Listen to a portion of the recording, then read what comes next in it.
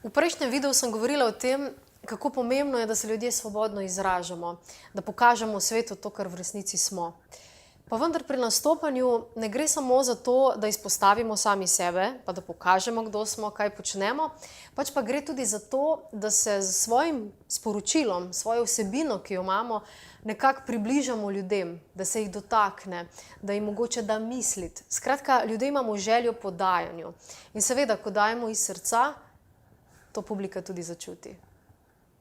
Če sprejmejo to, kar dajemo, si želijo tudi vrniti to energijo z navdušenjem, s poslušanjem, z besedami potrditve, tudi z aplavzom.